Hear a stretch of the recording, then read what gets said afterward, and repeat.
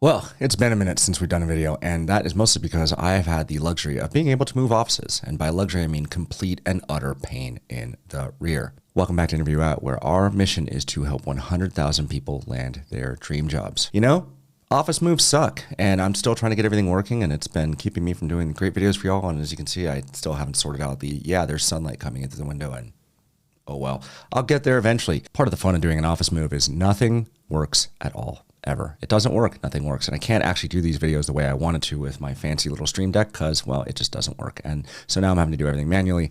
Oh, well, here we go. Video this week is about a week late in coming because, well, office move. And what we're going to be doing is a rapid fire question and answer from questions from the comments. Incidentally, if you do leave questions and comments, I do answer them. So please leave them. It makes me happy, makes my day, makes my week, makes my month, and just generally puts a smile on my face. First question is from Sumej Jagini. I'm sure I pronounced that wrong and I apologize. As an interviewee, are you allowed or recommended to spell out your framework, i.e. I will be using the star format or be literal with transitions. So this is the situation, or just stick with using pauses at the end of each section to get to their confirmation before moving on. It's actually a really good question. And at the end of the day, the more information you give the interviewer, the better in general. Now, you don't want to seem very programmatic and formulaic and how you're going about your answers.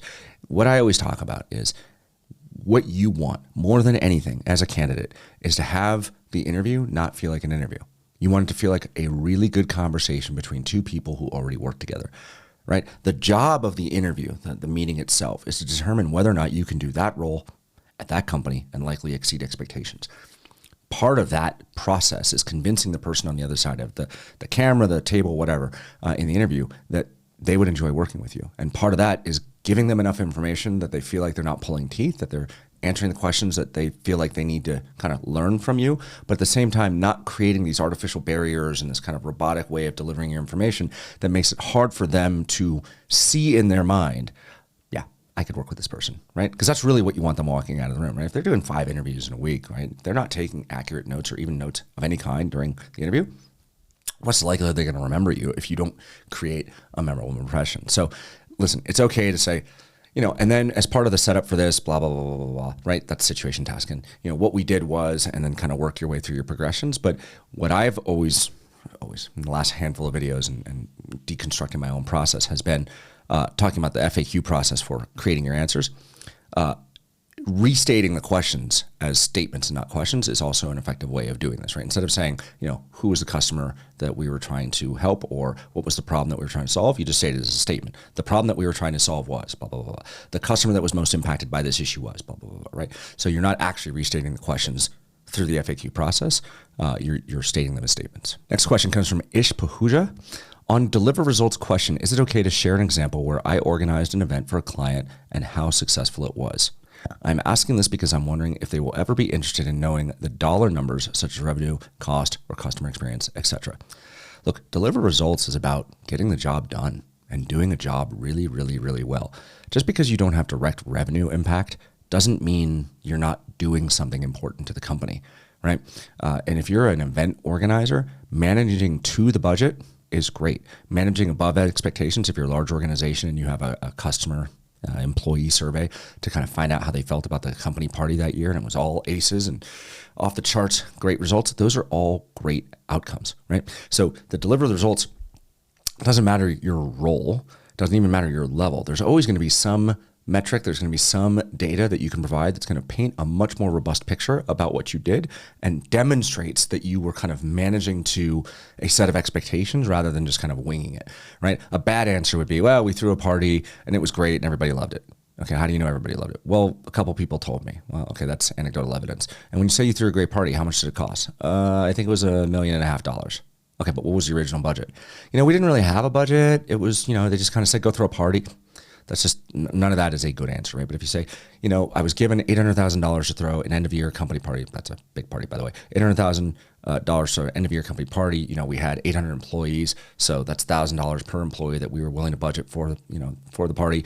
Broken down as follows: it was about 20% for food. It was about 15% for DJ entertainment. And the rest was for takeaway goodie bags to make everyone feel like they had a great year, great Christmas, whatever. These are ways that you can break it down and demonstrate that you have higher level thinking than just, yeah, I threw a party and it was great. Make sense? Next question is from Tony M. Is the writing exam supposed to be written in a business format? No first person, etc. Okay, so a couple things. One, I do have a video. I'll have it in the description for this video about how I would approach the writing sample if we're specifically talking about the Amazon writing sample. How I would approach it, which is the FAQ format, because that's the language of Amazon. And if you're being customer obsessed about working at Amazon, that's what you would do. I'm surprised no one else talks about this, but really that is what you should do. Now, should you use the first person? Absolutely. First person singular and first person plural, right? You don't want to say I if you're talking about a team effort or people that you are working with. We, tends to help more than I, but it's totally fine if you're using I to the extent that it makes sense in the context of answering the question. Now, I'm not going to reveal any secrets here that aren't known to anybody who's paying attention, but Amazon's basically been using the same two writing prompts since I worked there. Since I interviewed there the first time. By the way, I didn't get the job the first time I interviewed at Amazon. So there's hope for everybody, even if you don't get it the first time through. And that writing sample, it hasn't changed. So, the most innovative thing that you've ever done, yeah, absolutely. I is going to kind of factor itself in there. It's going to happen. Don't worry about it. But what they're really testing for is how well do you write? That's really what it's about. It's how well do you write? Because all of Amazon is driven on a document culture. And if you can't write well, if you can't communicate well, it's kind of a problem. So I is okay, but again, in the context of answering the appropriate questions that matter for communicating what happened, why, the results, what'd you learn from it, etc. Next question from Jim Goldman. Is this a question I need to prepare for if I'm interviewing at Amazon for an IC role? And the context here was it was a hire and develop the best question. So hire and develop the best is obviously a leadership principle that's going to target people managers for the most part, or someone who might grow into a people manager role, or perhaps somebody who's coming into a role that might be an IC, has the potential to grow into a people manager role, but they're looking for people who have people manager experience in the past. So no, if you're going for a strictly IC role, junior level role, hire and develop the best, this is not going to be part of the leadership principles that they're after. Because, again, the Amazon process, and again, this is now strictly Amazon's processes for any given role that they're hiring for.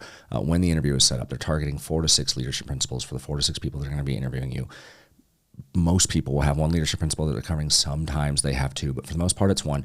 And those leadership principles are meant to be kind of role and level specific to ensure that they're targeting the right person for what they're trying to do. A funny story I like to tell, when I left Amazon, leaving the Kindle team, and I was kind of looking at my resume and I was kind of devising and figuring out how I was going to interview better and not go through the nonsense that I had been doing before, where I was a speechwriter and writing in all these gigantic speeches to imagine questions I would never get, is I wanted to look at my own resume and understand how I was presenting the work, because I really had never done that. I just wrote a bunch of stuff because it sounded good and it was bullets and it sounded smart, blah, blah, blah. And it turns out I was presenting as a really terrible dev manager and not a really great product manager, because I didn't have a lot of customer obsession.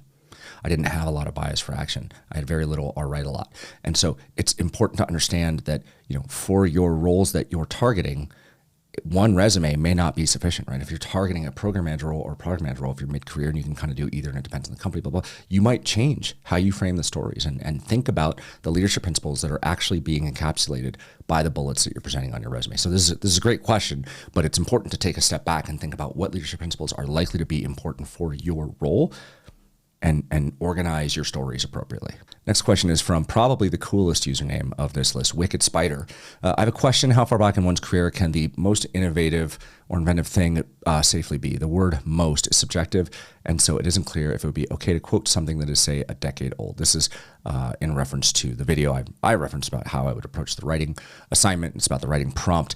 Look, recency bias is helpful, right? So it's for your career progression, you want to be working on bigger and more inventive things as you go along. That said, one of the most inventive things I have ever created is now, 2022, so 16 years old, right? And it is probably the most inventive thing I've ever done. I think if I were going to ask this question in an interview, that would feel a little old, and I would give the interviewer options, because I could certainly talk about things I did in Amazon. I could talk about what I'm working on right now. But it's really going to depend on how strongly you feel about things. But certainly recency bias helps.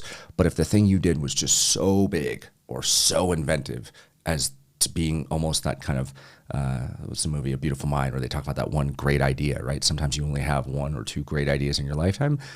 YOLO, go for it. It's totally fine. That said, depending on the organization you're going to, you don't want to kind of present the, well, I invented a transcompiler for COBOL to C code. Like, great, how relevant is that right now? Might have been relevant in the year 2000, might have been relevant before that, but I'm not sure how much COBOL code, and I'm sure someone's going to let me know there's still a ton of COBOL code floating around. But for those of you who are too old to know what COBOL is, be thankful. Fortran COBOL. Good stuff. All right, last question is from C. Good. How does this apply to someone moving from a structured job and is not a manager? They ask this when you go from moving boxes, or I guess he meant for moving boxes. And the context here was a question around invent and simplify. And the question itself was, tell me about a product or service you made considerably easier for customers. This is a hard one. Right? This is a hard one because if you're, and I'm just going to take a oversimplified example to make my point. If you are an administrative assistant or a front desk worker at a hotel, you might be racking your brain thinking, well, that's just not in my job description, right? I don't do that. There was no opportunity for me to do that. And I'm going to respectfully disagree, right? Anytime you have customer interaction, anytime you have surface area of contact with customers, whether those customers are external people who are handing you money to your company for something that you're doing, or internal customers, right? If you're an executive assistant, your customers are the people that you're supporting. I guarantee you that there are probably things that you have done to make people's lives easier. So it takes a little bit more thought and a little bit more just kind of sitting down and thinking about it. But yeah, these are the kinds of questions that can really throw you off if you're moving from an environment that doesn't really operate at Amazon scale or at Amazon pace or any of the big tech companies for that matter, coming from if you're working, let's go back to the front of house workers, right? The front desk worker at a hotel, right? Trying to get a job in an Amazon warehouse. That is a massive kind of difference in culture, difference in job function, difference in a whole bunch of things. But this question around invent and simplify, they're really just trying to understand, hey, if you see problems, do you try to fix them, right? There's a little bit of ownership in that, right? Bias for action, but the invent and simplify here is, are you making people's lives easier, right? What are you doing about it? Well, this has been really cool, enjoying answering the questions. So please go ahead and leave more questions, comments below in this video, or go watch other videos and ask your questions. I will find them. YouTube does have a cool filter that allows you to find questions for your own videos. You know what they don't have? The ability to go find questions on other people's videos. Somebody should build that.